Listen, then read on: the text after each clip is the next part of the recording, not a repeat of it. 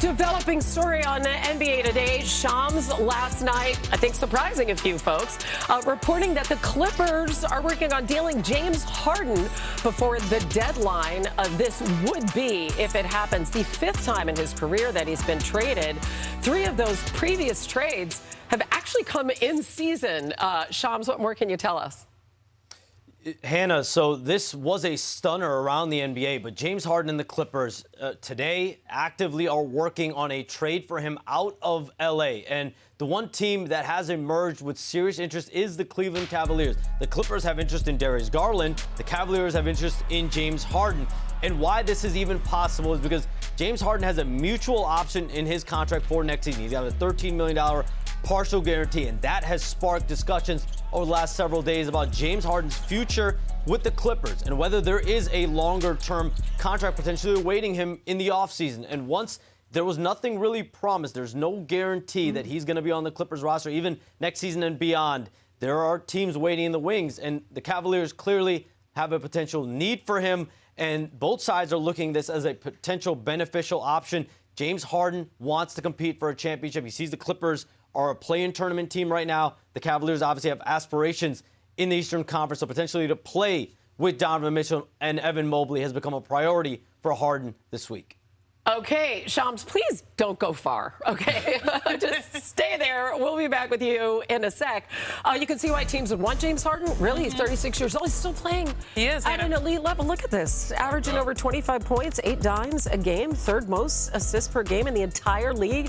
He only trails Kay Cunningham and Luka Doncic. Brian, you were there last night as all of this was kind of going down. What do you think of this? Surreal night and a surreal season for the Clippers. It was a stunner to the NBA, but the Clippers, I think, and the 76ers players actually knew it last night. 76ers have experience with James Harden trade demands, in fact. Oh, my gosh. And, you know, they fall down 16-2 to start the game. You could just tell they had no energy. This has been one of the strangest seasons for a team I've ever experienced in my time covering the NBA. We have a team that had very high expectations to start the season, got off to a terrible start in the wake of an alleged scandal. Then they completely turned the season around. They go 17-4, and now one of the cornerstones of that turnaround is essentially forcing his way out of there. And you've still got the thunderstorm on the horizon, which is the potential aspiration sanctions, if indeed there are any, while the Clippers are trying to do something special this season.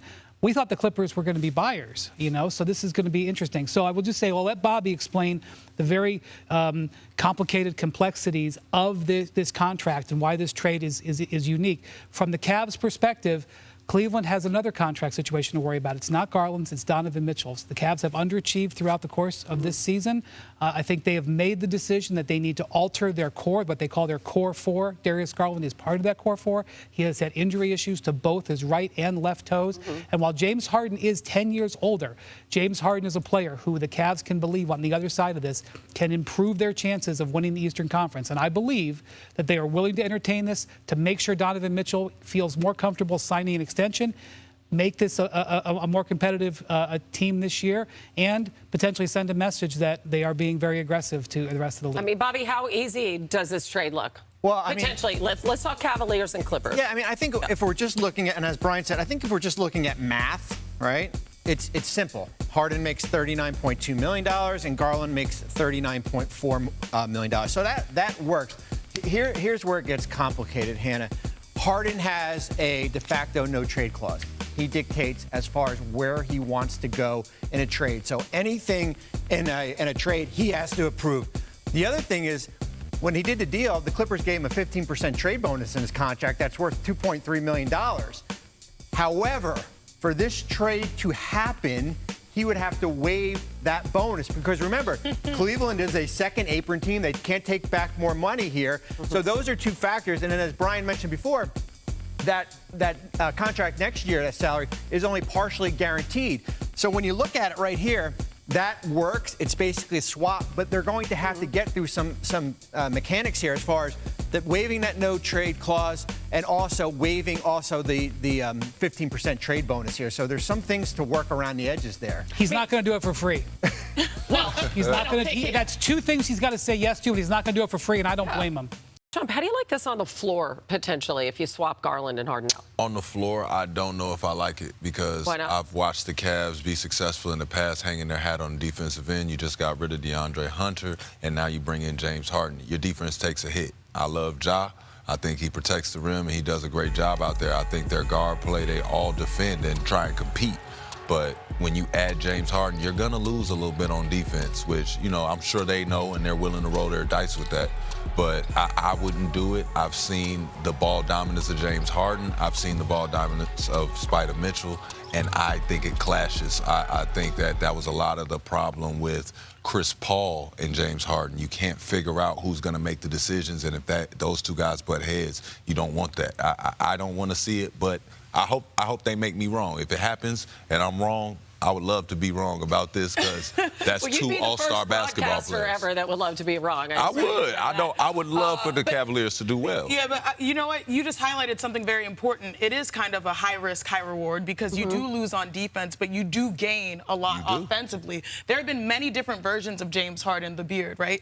The sixth man, the MVP, and now the James Harden that we see in 2026, year of our Lord, is the facilitator. That is the guy that we got to know in Los Angeles. You're going to see plenty of great screens, and we all know James Harden, no matter what, can get a bucket. He's averaging 25. He's still elite, considered a snub by some, right? Step back, he's going to knock it down, but he's so good at reading. Before, he would settle. Now he's taking what the defense gives him. But this right here is a separator, and this is why potentially Cleveland is giving a hard look at him. The pick and roll that he had on display with Zubats. It was masterful. These are hours and hours and days in the gym. Look at the behind-the-back pass. And I say these numbers for a reason because I want to show you these stats. Over the last 3 seasons, no one has generated more amongst 2 players, ball handler and screener, than those 2. Now you combine the fact that Cleveland needs to unlock Evan Mobley, needs to unlock Allen. They need to make their post players look like stars in order to compete in the East and get to where their expectations are. I see why they're making potentially this risky move, a hard look at Harden, pun intended, because this is who he is now. He can knock down an open shot. He's a team-first guy, but most importantly, he brings out the best out of the post players, and that's where they really need that effort. Yeah, DNP last night, again, for the second straight game for personal reasons. He was elsewhere, as we know. Yeah. You said in our pre-show meeting, this is one of the most fascinating basketball stories that you have ever covered, this Clippers franchise. Why? Yeah, because this is a team that really had high expectations. I'm not sure I would have picked them to win the West, but they finished last year so strong, went 7 games with the Nuggets in the first round. They thought that they upgraded their roster in the offseason. That's debatable. But when you go 17-4, and not only that, Kawhi Leonard is playing really some of the best basketball he's had. Kawhi and James were the cornerstones of this team. And I'm not sure how long they could have stayed together, but the cornerstones of this team. And for James to, it's his prerogative. James has got to take care of himself.